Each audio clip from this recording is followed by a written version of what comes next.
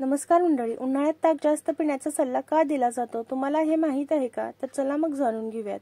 निरोगी राहण्यासाठी अनेक लोक रोजच्या आहारात दुधाचे सेवन करतात. तर पोषक तत्वांनी समृद्ध दूध हे प्रथिनाचे सर्वोत्तम स्रोत मानले जाते. पण तुम्हाला ताक पिण्याचे फायदे माहीत आहेत का? उन्हाळ्यात होणाऱ्या समस्यापासून दूर राहायचे असेल तर ताक पिण्याचा सल्ला आहार तज्ज्ञ देतात. ताकामध्ये calcium, vitamin, potassium, probiotics, phosphorus आणि अँटीऑक्सिडंट असे घटक मुबलक प्रमाणात असतात.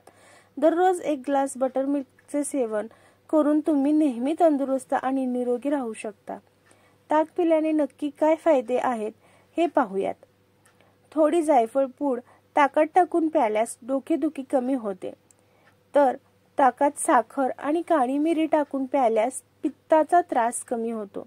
तसेच मूळव्याधीचा त्रास असणाऱ्या व्यक्तींनी नेमाने वाटीभर ताक पिणे उत्तम आहे.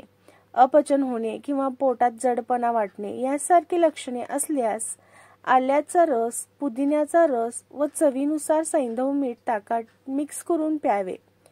उन्हाळ्याच्या ऋतूत अनेकदा शरीरात पाण्याची कमतरता असल्याने डिहायड्रेशनची समस्या उद्भवते. अशा वेळी उन्हाळ्यात डिहायड्रेशन पासून स्वतःचा बचाव करण्यासाठी तुम्ही ताकाचे सेवन करू शकता.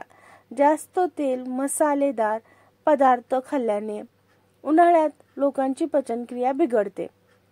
या समस्येतून सुटका मिळवण्यासाठी तुम्ही ताकाचे सेवन करू शकता.